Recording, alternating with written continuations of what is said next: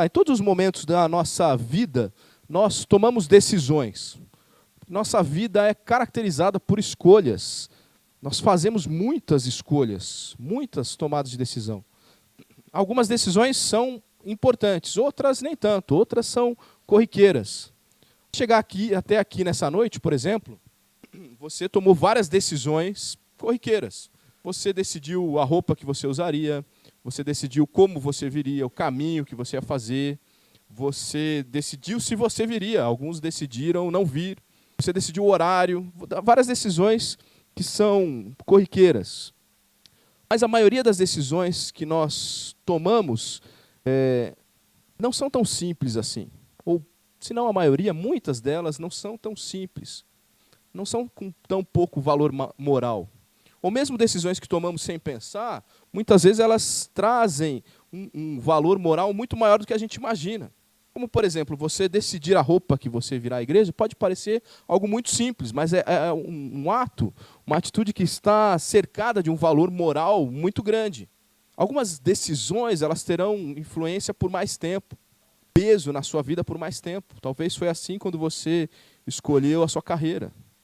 Talvez foi assim, eu não vou dizer quem, né? Mas quando você decide casar, por exemplo, e você toma a decisão de ficar noivo, é uma decisão que interfere por muitos anos da sua vida, né? Espero que até a morte. Algum casal aí na nossa igreja tomou essa decisão há pouco tempo. Mas não vou dizer quem.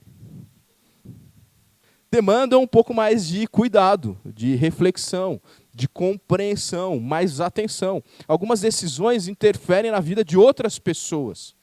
Quando eu entendi que era da vontade de Deus que eu viesse assumir o pastoreio dessa igreja, é uma decisão que eu e a Fabíola tomamos juntos, mas que interfere diretamente na vida dos meus filhos, que não foram diretamente consultados sobre essa decisão. Então, algumas decisões interferem.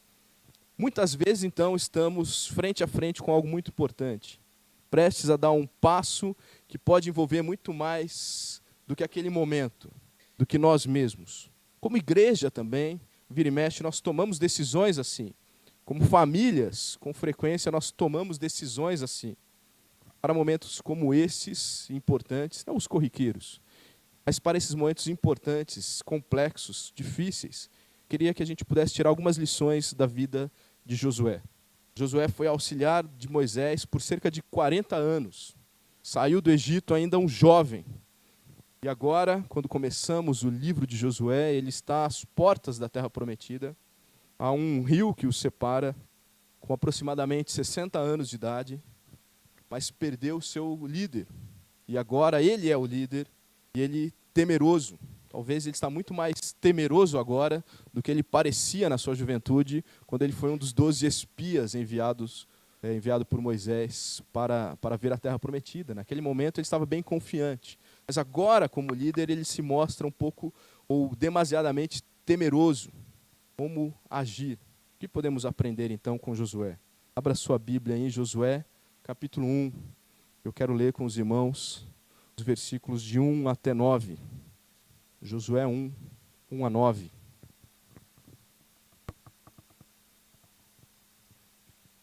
Diz assim, então, a palavra de Deus. Sucedeu, depois da morte de Moisés, servo do Senhor, que este falou a Josué, filho de Num, servidor de Moisés, dizendo: Moisés, meu servo, é morto. Dispõe-te agora, passa este Jordão, tu e todo este povo, à terra que te dou aos filhos de Israel. Todo lugar que pisar a planta do vosso pé, vou-lo tenho dado, como eu prometi a Moisés. Desde o deserto e o Líbano, até o grande rio, o rio Eufrates, toda a terra dos heteus e até o mar grande, para o poente do sol, será o vosso limite. Ninguém te poderá resistir todos os dias da tua vida. Como fui com Moisés, assim serei contigo. Não te deixarei, nem te desampararei. Sê forte e corajoso, porque tu farás este povo herdar a terra que, sob juramento, prometi dar a seus pais. Não somente ser forte e muito corajoso, para teres o cuidado de fazer segundo toda a lei que meu servo Moisés te ordenou. Dela não te desvies, nem para a direita, nem para a esquerda, para que sejas bem-sucedido por onde quer que andares. Não cesses de falar deste livro da lei. Antes, medita nele dia e noite, para que tenhas cuidado de fazer segundo tudo quanto nele está escrito.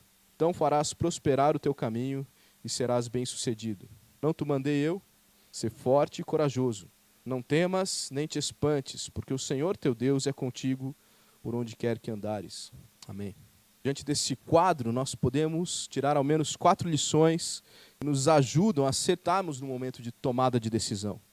4 lembretes. Eu não sei como você costuma ler. Eu não sou exatamente assim, mas eu conheço gente que anota muito, marca e usa diversas cores diferentes. Daí você pega a Bíblia daquela pessoa e ela é toda colorida, um código que só ela entende. Mas são lembretes. Tem gente que gosta de post-its, né? Então cola post-its de diferentes cores, não só para estudo, ou para lembrar. Tem gente que anota na geladeira. Mas lembretes. Eu queria que esses lembretes pudessem ficar na nossa mente. Na Assembleia hoje teremos que tomar uma importante decisão. Mas esse sermão não é somente para esse momento que teremos aqui como igreja. Essa é uma lição que eu tenho trazido para a minha vida e que eu espero que abençoe a vida dos irmãos. 4 lembretes para termos sempre em mente todas as vezes que formos tomar uma decisão. Em primeiro lugar, olhe para trás. Olhe para trás. Mas olhar para trás não se trata de saudosismo. Aquele saudosismo que escraviza a pessoa no passado. Eu tenho um amigo, recentemente, agora nas minhas férias, eu fui incluído num grupo de WhatsApp do curso técnico que eu fiz em 95. Faz um tempinho, né?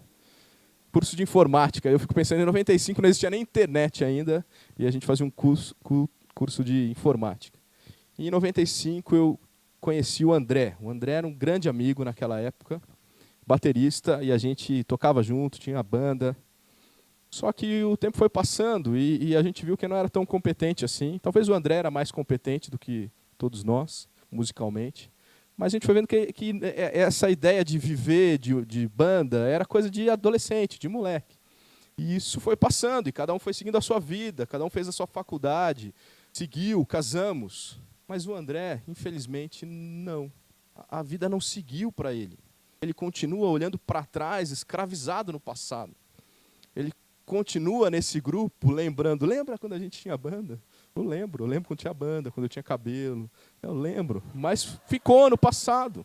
Ficou. Então, olhar para trás, em primeiro lugar, ele não é um olhar saudosista que te escraviza. Pode ser que você viveu muitas coisas boas no passado, mas você tem que olhar para elas com o carinho apropriado, mas ciente de que a gente vive o presente. Por outro lado, olhar para trás não é um excesso de temor que te paralisa. Tem gente que não consegue dar um passo à frente justamente porque no passado teve algum trauma e não consegue mais superar. E fica também preso por frustrações do passado. Eu lembro de um familiar meu, um parente meu, muito competente, um homem muito capaz. E eu sempre desafiava, a gente precisa de você na liderança da igreja aqui em Campinas. Você tem muito para contribuir, você tem tido experiências profissionais que podem somar muito. Por que você não participa? Ele sempre dava a mesma resposta. Um dia, quando eu estava na faculdade, eu fui participar de uma reunião de orçamento da igreja, de um diácono, não o diácono daqueles que a gente está orando por eles aqui na igreja, né? Mas aqueles velha guarda, assim, aqueles donos da igreja. O cara se levantou e falou assim, você não está nessa reunião para falar nada. Você é apenas um garoto. E ele se apegou àquilo a ponto de que ele não conseguia dar mais nenhum passo para frente. Ele não estava feliz com o passado, querendo viver no passado, mas ele não conseguia mais ir para frente agora também, porque ele também estava temeroso com algo que aconteceu no passado. Eu dizia para ele, isso já tem 15 anos, e você não superou. Então, olhar para trás não é de nenhuma dessas formas. Olhar para trás é um olhar para trás de forma equilibrada. É esse olhar para trás que Deus adverte a Josué. No versículo 5, Deus diz para Josué, como eu fui com Moisés, assim eu serei contigo. É esse olhar para trás de forma equilibrada. Josué estava entre as pessoas mais próximas de Moisés. Josué ele não tinha ouvido falar dos feitos de Deus. Ele viu os feitos de Deus. Ele soube o que aconteceu porque ele estava presente. Ele era o mais próximo de Moisés.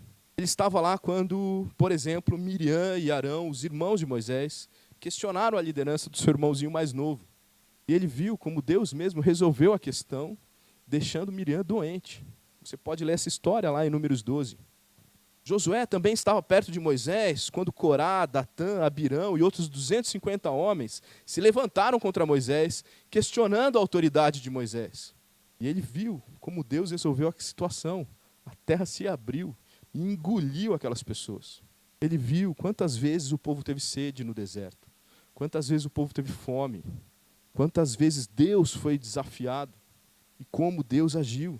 Como Deus usou Moisés como ferramenta, como instrumento, como seu intermediário. Agora, o próprio Deus está prometendo fazer com Josué a mesma coisa que ele fez com Moisés. Então lembra, olha para trás e lembra como eu sou um Deus fiel. Quando a gente tem que olhar para trás antes de uma tomada de decisão, a gente tem que ver, o passado é seguro. Deus nos trouxe até aqui. A gente teve dificuldades, mas como Deus nos livrou? Como Deus nos curou quando estávamos doentes? Quando Deus deu sabedoria, quando a gente não sabia o que fazer. Como Deus sustentou quando a gente não tinha dinheiro nenhum. Olhe para trás e veja que Deus tem um bom histórico, um excelente histórico. Então, antes de tomar uma decisão, olhe para trás de forma equilibrada, vendo a ação de Deus. Outra coisa que Deus diz para Josué está no versículo 6. Ele diz, sob juramento eu prometi dar a seus pais. Josué também viveu a frustração de Moisés.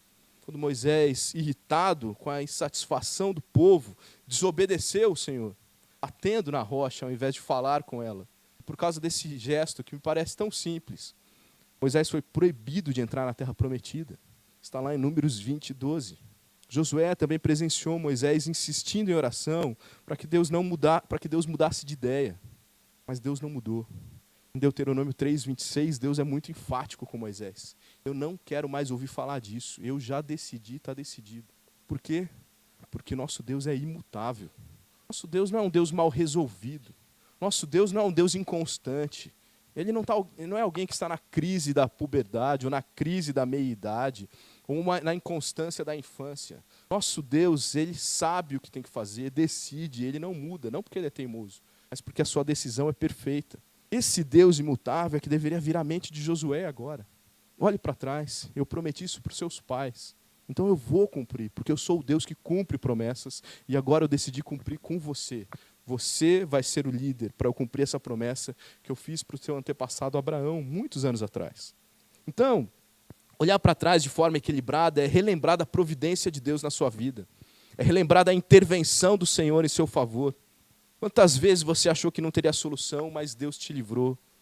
Eu estou certo que todos aqueles que amam a Deus verdadeiramente, que têm caminhado com Ele, que estão presentes aqui nessa noite, têm diversas situações para recordar.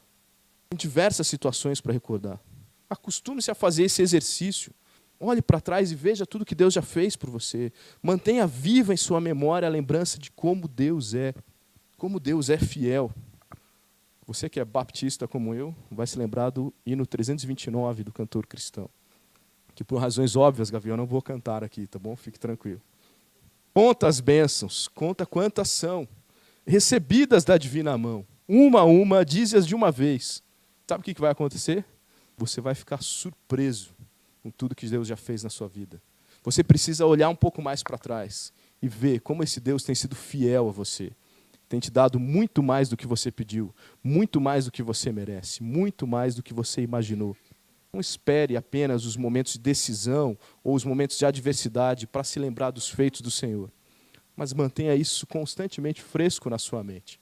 Mas para tomarmos uma decisão é importante olhar para trás. Olhe para trás dessa forma equilibrada. A segunda lição que eu queria aprender aqui com os irmãos é busque as Escrituras. Busque as Escrituras. Buscar as Escrituras também é uma prática que não pode ser feita somente na adversidade ou somente no momento de tomar uma decisão. Como a gente vive na geração do Google, nós pensamos às vezes que a Bíblia pode ser consumida como consumimos o Google. Como você consome o Google? Você precisa, lá a Marlene resolveu fazer um cachecol nesse inverno. Ela vai lá e fala assim, como fazer um cachecol de crochê? E daí vai lá, coloca no Google, tem um monte de vídeo, site, ensina passo a passo, qual agulha que você compra, qual a lã, como que dá o ponto, e ensina. Surgiu um problema, eu vou no Google e busco a solução. Eu Eu estava com o controle remoto de casa quebrado, né? Na verdade, foi um tempão. Daí um dia eu tomei vergonha na cara, fui lá na Eletan e comprei um controle remoto. Mas como eu sou muito pão duro, uma pessoa tinha cobrado R$ 20 para ir lá fazer o serviço. Eu falei assim, mas R$ 20, o cara vai fazer isso aqui em 5 minutos, eu acho. Eu vou pesquisar como que faz. Entrei no Google, não deu outra. Eu mesmo fiz em 10, né? Porque eu não tinha experiência. Mas em 10 minutos eu fiz. Por quê? Quando eu tive um problema, eu vou. Mas a Bíblia, a gente não pode se relacionar com a Bíblia como se fosse o Google.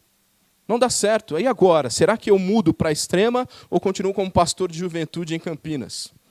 Então, Deus, eu vou orar, vou abrir a Bíblia, colocar o dedo. Não funciona. Buscar as Escrituras é algo constante na nossa vida. Nossa igreja está aqui também para ajudar isso. Nossa igreja tem ensinado constantemente a Bíblia há 26 anos. Essa igreja aqui, em todas as suas reuniões, tem prezado pelo ensino bíblico. Tem dado ferramentas na EBD. Nós tivemos recentemente um curso de interpretação bíblica. Tudo para equipar você cada vez mais para que você compreenda a Bíblia e tenha um relacionamento constante com ela. Mas ainda assim, em muitos contextos evangélicos, infelizmente, talvez, inclusive aqui, pessoas têm lido a Bíblia de forma equivocada, porque não estão constantemente com relacionamento com ela. Uma maneira errada de usar esse texto, por exemplo, que nós lemos hoje, é assumindo diretamente para você as promessas que Deus fez para Josué. Deus fez promessas específicas e claras aqui para Josué nesse texto, mas que não são para você. Deus, por exemplo, não vai te dar toda a terra que você pisar. Mas isso não é algo que eu ouvi, isso é algo que eu vivi. Eu fui numa igreja, e nessa igreja eles estavam lá, eu chamo de vendendo, porque se você oferece uma coisa e a pessoa obrigatoriamente tem que dar uma oferta, em troca daquilo é uma venda, né? Não é uma oferta. Uma palmilha onde estava escrito Josué 1:3. Todo lugar que pisar a planta do vosso pé, vou-lo tenho dado, como eu prometi a Moisés. Essa não é uma promessa para mim, essa não é uma promessa para você. Essa é uma promessa para Josué, e nesse momento específico, prestes a entrar na terra prometida. Mas, pela falta de conhecimento das Escrituras, as pessoas estão assumindo isso. Nós podemos saber nesse texto que Deus não muda. Nós podemos saber nesse texto que Deus é fiel. Mas nós não podemos extrair desse texto que Deus vai dar a todos os lugares que eu pisar. Você vai se frustrar se você entender assim. Mas nós aprendemos nesse texto que Deus não muda. Nós aprendemos nesse texto que Deus cuida. Nós aprendemos nesse texto e em diversos outros que Deus disse que estaria com todos os seus discípulos todos os dias até a consumação dos séculos. Isso nós aprendemos, isso nós temos que ter firmes na nossa mente. Como que nós aprendemos isso? Nós conhecemos a Bíblia. Esse mesmo Deus deu a Josué 2 ordens muito específicas que nos ensinam um princípio muito bom. Não se atreva a viver sem conhecer a lei de Deus. O segundo é, não se atreva a viver sem obedecer à lei de Deus. Não se atreva a viver sem conhecer a lei de Deus. E não se atreva a viver sem obedecer à lei de Deus. Os versículos 7 e 8 dizem isso. Para teres o cuidado de fazer segundo toda a lei que meu servo Moisés te ordenou. Dela não te desvies nem para a direita nem para a esquerda. Não cesses de falar desse livro da lei, antes medita nele dia e noite, para que tenhas cuidado de fazer segundo tudo quanto nele está escrito. Hoje de manhã estudamos rapidamente aí o Salmo 1, né, que também diz isso. O prazer de quem ama a Deus, o prazer do justo é meditar na lei dia e noite. Só há uma maneira de cumprir a lei de Deus. Só há uma maneira de não se desviar da lei de Deus, nem para a direita, nem para a esquerda. Você precisa, obviamente, conhecer a palavra de Deus. Estude a palavra de Deus para saber o que Ele prometeu e o que Ele não prometeu. Não viva fazendo para Deus coisas que Ele nunca pediu, esperando em troca coisas que Ele nunca prometeu. Só quem faz isso é quem não conhece as Escrituras, quem não conhece a Deus. O que nos ensina Tiago 1, 22 e 25? Vai lá para Tiago. Assim você descola um pouquinho das páginas aí da Bíblia. Tiago 1, 22 a 25. Tornai-vos, pois, praticantes da palavra e não somente ouvintes. Porque quem é somente ouvinte engana-se a si mesmo. Porque se alguém é ouvinte da palavra e não praticante, assemelha-se ao homem que contempla no espelho o seu rosto natural. Pois a si mesmo se contempla, se retira e para logo se esquece de como era a sua aparência. Mas aquele que considera atentamente na lei perfeita, a lei da liberdade, nela persevera, não sendo ouvinte negligente, mas operoso praticante, esse será bem-aventurado no que realizar, porque esse conhece a Deus. Esse vai fazer o que Deus pediu e vai receber em troca o que Deus prometeu. Quem quer tomar decisões corretas precisa conhecer as Escrituras, precisa ter a consciência do salmista, quando lá no Salmo 119, versículo 11, ele diz, guardei, ou algumas versões dizem, ninguém completou, né? Escondi no coração a tua palavra, para não pecar contra ti, guardei no coração. O que é guardar no coração? Se você sabe um pouco de inglês, você sabe que em inglês a expressão de cor, nós não falamos de cor, é by heart, é de coração, eu sei de coração. É essa a ideia, eu guardei no meu coração. Eu conheço isso muito bem. Conheço as Escrituras. Essa é uma afirmação que você pode fazer. Ou mesmo seguir o conselho do sábio, quando lá em Provérbios 7:2 ele diz, obedeça aos meus mandamentos e você terá vida.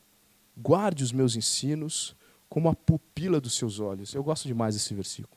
Umas versões dizem a menina dos seus olhos. Porque como que você guarda a sua pupila? Se qualquer coisa chega perto do seu olho, você pisca, você não pensa. Você não fala, está vindo uma mão ali, pode entrar no meu olho, acho que eu vou piscar. É assim que você protege o seu olho, você pisca naturalmente. O que o sábio está dizendo é, você tem que conhecer a Bíblia a tal ponto que diante das situações você reage naturalmente. Porque isso é quem você é, um seguidor de Cristo. Então você conhece a lei de Cristo, você conhece os ensinamentos de Deus tão bem que você reage naturalmente. Agora, isso não é possível para quem estuda a Bíblia somente aos domingos. Isso não é possível para quem vem no culto uma vez no mês. Isso não é possível para aqueles que gostam das datas especiais, né? Vocês conhecem esses crentes que vai na Páscoa e no Natal na igreja? Tem esses. Isso não é possível. Isso só é possível para quem tem se dedicado à Bíblia dia a dia, dia após dia, ao longo de anos, ao longo do tempo. Essa não é a minha característica em todas as áreas da minha vida. E eu tenho tido o grande privilégio de ser remunerado para estudar a Bíblia. Não tem um emprego melhor do que esse, viu? Não me invejem, mas não tem um emprego melhor do que esse. Você ser pago para estudar a Bíblia. Mas, nesses poucos anos que eu tenho de ministério, eu ainda não alcancei. Mas a gente continua, porque meu alvo é esse. Eu quero conhecer toda a palavra de Deus a ponto de reagir naturalmente diante de uma adversidade ou diante de uma decisão que eu tenha que tomar. Então, meu irmão, busque diariamente a palavra do Senhor, para que ela flua por suas decisões. Quando chegar o momento de tomar uma decisão, a palavra de Deus está tão entranhada no seu coração que a decisão vai fluir naturalmente. A terceira lição que aprendemos aqui com Josué é tenha coragem. Tenha coragem. Porque dito tudo isso, é necessário agir. A gente precisa agir diante de uma decisão tomada. Você já esteve perto de alguém que não quer tomar decisão nenhuma? Talvez você seja uma pessoa assim. Ainda que isso na prática não existe, né? Quem não quer tomar decisão nenhuma já tomou a decisão de ficar parado, de não decidir nada. Mas essas pessoas ficam protelando por muito tempo ou indefinidamente. Se for assim, se for sim, que seja sim. Agora, se for não, diga não. Mas temos que ter coragem para um dos dois lados. Conforme a palavra de Deus, conforme entendemos no relacionamento com Deus, conforme entendemos olhando para trás como Deus tem agido, o que é o certo a fazer. No versículo 2, Deus disse para Josué, dispõe-te. Quando nós estudamos o livro do profeta Jonas aqui, não sei quantos irmãos lembram, nós consideramos essa palavra, né? Dispõe-te. Dispor-se é levantar-se e agir de pronto. É isso que Deus disse para Jonas, naquela, levanta e vai para Nínive. Só que o texto bíblico diz, mas Jonas se dispôs para fazer exatamente o contrário. Ele levantou e foi para Társis. E agora aqui Deus está dizendo para Josué a mesma coisa. Levanta e vai. Dispõe-te. Age. Não tenha medo. Faça as malas. Parta. Demonstre disposição imediata. 3 vezes nesse pequeno trecho que nós lemos, Deus diz para Josué, ser forte e corajoso. Ser forte e corajoso. As duas palavras têm um significado muito próximo. E o fato de elas serem usadas juntas por 3 vezes visa intensificar essa ordem de Deus. Coragem, força. No versículo 7, ela ainda vem com o advérbio muito, ser forte e muito corajoso, para dar mais ênfase ainda. Quantas vezes você deixou de agir simplesmente porque faltou coragem? Você já havia refletido, considerou os ensinamentos bíblicos, pesou as opções, considerou os prós e contras, tomou uma decisão, mas não agiu, não saiu do lugar. Só faltou a coragem. Coragem. A coragem está intimamente associada a lembrar-se de Deus. Porque quem reconhece que está com o Senhor não teme. A coragem deve estar sempre acompanhada da prudência, da reflexão. O olhar para o Senhor e para as Escrituras trazem prudência e reflexão. Quem tem coragem sem reflexão, comete erros. Isso é característica de adolescentes. Os adolescentes não gostam que eu falo isso. Isso é característica do adolescente. O adolescente é corajoso, mas não é prudente. Então age, mas muitas vezes age errado. Agora, quem tem reflexão e não tem coragem, fica paralisado.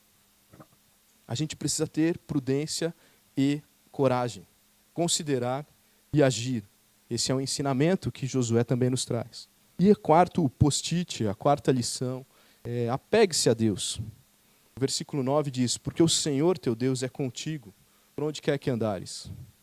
Se há nesse trecho uma promessa que é reafirmada para nós como igreja, é exatamente essa. Jesus disse isso várias vezes. Jesus disse isso em Mateus 28:20. Eu estarei convosco, igreja, discípulos, todos os dias, até o fim dos tempos. Jesus disse isso lá em João 14:16. Eu vou, mas eu vou mandar outro Consolador, que é o Espírito Santo, que estará com vocês, habitará em vocês. Efésios 1:13 diz que esse Espírito Santo é o que nos cela. Se você é cristão, se você teve um coração regenerado, Deus está com você o tempo inteiro. O Espírito Santo habita em você. Nós temos que nos apegar a isso sempre. Nos apegarmos a Deus nos ajudará a termos mais coragem, mas também nos motivará a conhecermos melhor as Escrituras, a viver de uma forma que honre ao Senhor. Quem está apegado a Deus demonstra isso com a sua vida. Quando nós pensamos em decisões importantes, nos apegarmos a Deus é fundamental para que a gente não passe a exigir de Deus o que Ele não nos prometeu, mas que a gente faça o caminho inverso e primeiro compreenda o que Deus prefere, para depois agir. Sabe qual é a diferença nesse ponto? É aquela pessoa que impulsivamente passa ali no Beraldo, compra um carrão, depois traz o carnê de 72 prestações para o pastor orar. Fala, Deus, aqui, pastor, eu troquei de carro agora, Deus tem que me abençoar aí, porque senão eu não vou conseguir pagar. E daí, 6 meses depois, essa pessoa está envergonhando a todos nós, né? Todos os cristãos, porque seu carro foi apreendido, ele está com o nome sujo aí na praça. Não, faz o caminho contrário. Primeiro pesa, reflete, tenha prudência, mas depois tome coragem. Não simplesmente tenha coragem e saia agindo. Quando a gente se apega a Deus, a gente consegue fazer o caminho certo. O fato de Deus estar conosco em todos os lugares demonstra o seu poder, o seu zelo por nós, o seu amor. Não demonstra a sua condescendência. Se Deus está comigo em todos os lugares, então eu vou fazer o que eu quiser e Deus vai dando um jeito aí. Não, não é isso. Não é isso. Deus não é segurança de milionário doidinho aí, como a gente vê algumas notícias por aí, né? O cara é milionário, sai fazendo o que quer, e depois sempre vem alguém dando um jeito e cobrindo os erros, o advogado. Não, Deus não é isso. Deus está conosco porque Ele nos ama, porque Ele zela por nós. E porque Ele está conosco, eu reflito primeiro como eu agrado esse Deus. E não eu faço o que eu quero e depois Deus vem junto resolvendo os meus problemas. Quem se apega a Deus sabe que esse é o caminho certo. O fato de Deus estar conosco todos os dias deve servir muito mais como alerta para o nosso comportamento do que como motivador para as nossas loucuras. Deus está com você, Ele vai continuar com você. Isso deveria te ligar uma sirene aí. Deus está comigo, será que Ele está se alegrando de como eu estou vivendo? Não simplesmente te dando a coragem para você fazer o que quiser. Eu não creio aqui, sinceramente, e meu propósito também era ser um pouco rápido, mas eu não creio que nós vimos uma fórmula mágica, não creio que nós vimos um estudo exaustivo do tema como tomar decisões. Eu acho que outras coisas podem ser somadas, como há pouco tivemos na IBD um estudo sobre a vontade de Deus, isso dividido em 3 aulas. Mas eu creio firmemente que esses 4 conselhos eles são ótimos indicadores para a gente tomar decisões sábias. Esses 4 conselhos têm me acompanhado há pelo menos 7 anos. E eu tenho sempre trazido à mesa, diante de decisões importantes, esses 4 conselhos. Olhe para trás, busque as Escrituras, tenha coragem e apegue-se a Deus. Esses conselhos mais me ensinam é que nós não podemos querer estar prontos apenas quando surgirem decisões que a gente precise tomar, ou mesmo quando a gente tiver uma dificuldade. Nós devemos nos alimentar sempre, crescendo sempre na nossa vida cristã, aumentando sempre a nossa intimidade com o Senhor, para que sim, a gente esteja sempre preparado, que a gente tenha os pressupostos corretos, para nós refletirmos no momento necessário e tomarmos a decisão. Então, logo mais na Assembleia, nós teremos uma importante decisão para tomar como igreja. Meu desejo é que esses post-its estejam gravados em nossos corações, ou, pelo menos agora, anotados aí num canto da sua Bíblia, no seu celular, ou num papel que você trouxe, para que a gente possa tomar a melhor decisão, mas que eles estejam sempre gravados no nosso coração para todos os momentos de decisão que a gente vier a tomar como cristãos, como servos de Deus. Amém?